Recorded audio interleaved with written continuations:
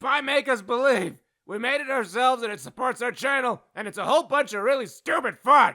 Also, we're making a trading card game, and it's releasing in April. Get hyped! All links in the description.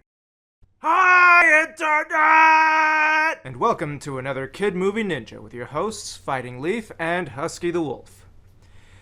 This video was originally supposed to compare Disney's Beauty and the Beast with the original and its remake in terms of how they handled modern versus 90s feminism. But then we watched the remake and realized, oh wait, this movie sucks, so we're gonna skip it. As we watched on, however, we did come to realize something very important about the film. We did confirm that the screenwriter, Linda Wolverton, did in fact write the movie to promote feminist ideologies. But wait, doesn't cramming your ideologies into the film make it preachy and crap? How did this movie manage to make something good out of such a terrible idea? That's exactly what we're gonna discuss today, Husky. And it might even shed a little bit of light on why the remake was not nearly as good. I am the Kid Movie Ninja.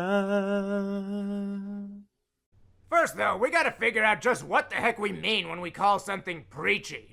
Essentially, it refers to programming or media that overtly espouses a specific ideology in sufficiently clear terms for its audience to draw the conclusion that its writers intend for them to. It also implies that the writers have a conclusion they want the audience to walk away with at all. So, does this movie have such a message that it wants to— Yes! Very yes. And it doesn't waste any time getting to it either. Sure, the movie starts off with this crap about a prince turning into a beast for being a jerk to an old lady, yada yada. But after that, we go right into a musical number detailing the problems with Belle's life and the society she lives in. Everyone sees her as a strange girl for her unusual interests, particularly books in this case. On top of that, the citizens around her seem content with their apparently shallow, mundane lives, while Belle longs for something more. Yeah, there was a lot of that during the Disney Renaissance. I want to go where there are hope and spaces, somewhere the sunlight warms my skin. But for now I really fear that I may be stuck in— Fighting Leaf, the thing in the basement is out of the closet now! Hey, congratulations! Now let's see what this town's beef is with Belle over here. Most of the town is extremely vague about why they see Belle as odd at all, while mostly going about their own lives. There is one man, however, who can summarize everything we need to know. And that man is Gaston! This pompous bag of bravado here acts as a kind of distillation of everything wrong with Belle's society, and by extension, our own.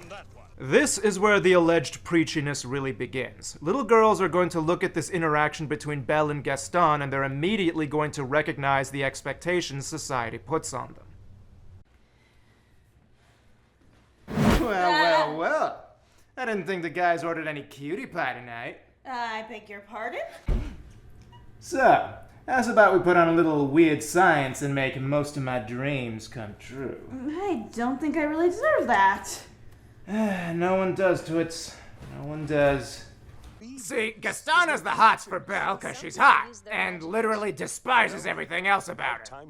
He himself is revered by the town for being strong and accomplished as a hunter and just being overall the manliest of men. This concept has come to be known as toxic masculinity today. And we've already lost a bunch of you just by saying that. Chill out, we're the last people qualified to tell you about healthy lifestyles and whatnot. But yes, Gaston is the embodiment of toxic masculinity in a town that rewards him for it, likely taking the form of the infamous patriarchy. That's a recipe for ham-fisted messaging if ever I saw one. So how does this movie get away with having such issues? Well, simple. Anyone who understands the movie knows that it's— hang on, I've got to feed the thing in the closet. Be right back. Jerry? Why is the thing in the basement no longer the thing in the closet? I mean, once you're out, there's really no point in going back in. Bad joke! Whatever. Husky? Alright, come out and eat with us. Not going. Oh, not this again. Look, this is not a request. Come upstairs and eat with us or— maybe don't threaten her this time. How about we try asking her nicely? Why am I doing this? All right, thing in the base. Username Avian Paishin. Would you please join us for dinner? No. Freaking, you said that would work! I said you could try it. I didn't say it would work. You know what? Screw this. If she doesn't eat with us, she doesn't eat at all. This is why we chose the bear.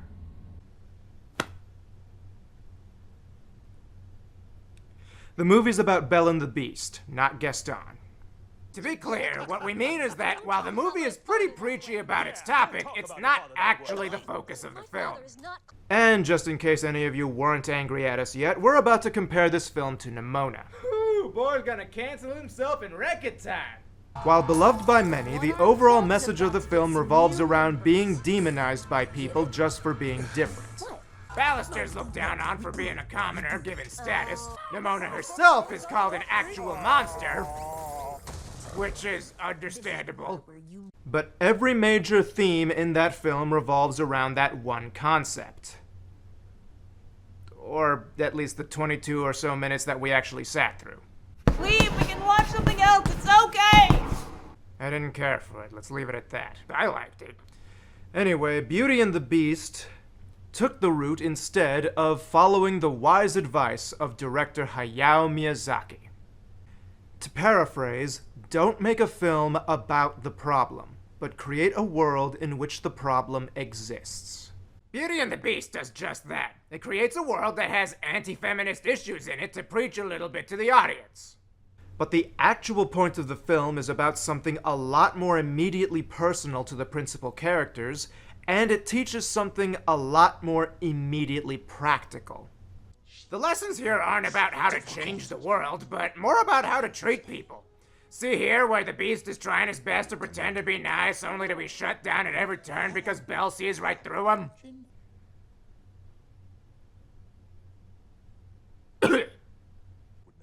And it's only after the two of them get real with each other that they actually start to connect? Okay, movie, you've made your point. I guess we have some apologizing to do. Where the crap did she go? Oh, funny story about that. You tried feeding her behind my back and then she slipped away from you. Yes. Oh, whatever. It's not like there's anything particularly dangerous out in the woods these days. So, where were we? Alright, Belle and Beast being real for once. Would you stop cutting back to us? We get it, alright? Yeah, they both got bigger problems here. What with Beastie Boy looking like he does and Belle being actually kidnapped.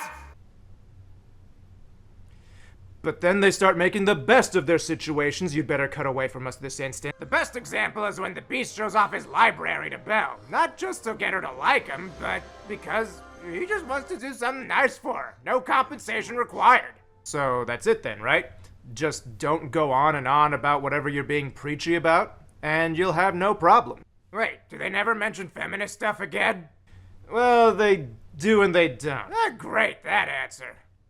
See, while the movie doesn't fixate on the overt messaging of the beginning of this film, it does stay true to its feminist ideologies throughout. Oh, I get it. Like how Belle doesn't just wait around for stuff to happen to her, but takes the time to advance the plot herself by making the choice to be the Beast's prisoner instead of her dad.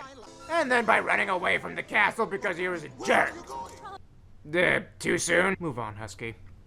So, the film does start off with espousing an overt message explaining how there's a problem in the world. However, rather than fixating on it, it simply moves on and expresses how to do better. Actions speak louder than words, baby.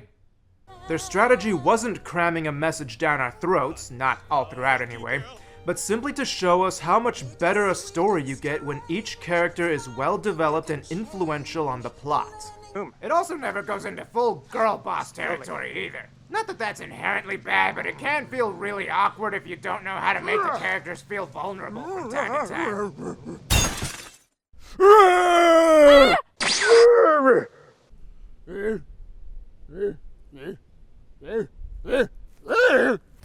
What the? Bye!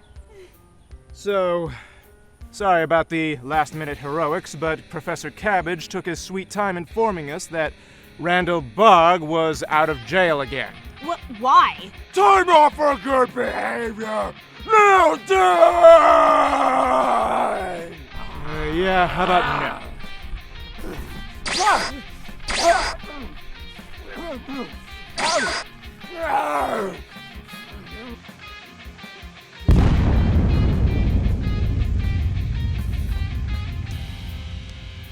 Leaf, he's still up. The heck? I thought you said this would be quick. Well, what now? There's still one thing we can do. If we can't hurt him, then we remove him. Randall is the armpit stain you cannot remove, foliage ninja! No one asked, no one cares.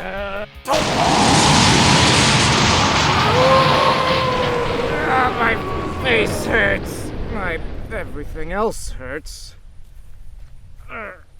And this is why we don't like point-blank attacks. Yeah. We'll just finish the review right here, I guess. In this film, there's one man who needs to be put in his place, and that's Gaston. Belle is never put on a pedestal past that point. Yeah, she's important to the plot, but the movie never treats her as either a superhuman girl boss or a damsel in distress. She's just a fully realized character, just like everybody else. The message that this movie is trying to teach is eminently reasonable, and it knows when to show restraint. And that's pretty much how you get away with, teaching an ideology in popular media. Well, I guess that's one way to look at it. Here's an idea. How about we leave the movie critiquing to the actual hosts? Now get over here so I can teleport us all back. Okay, all right.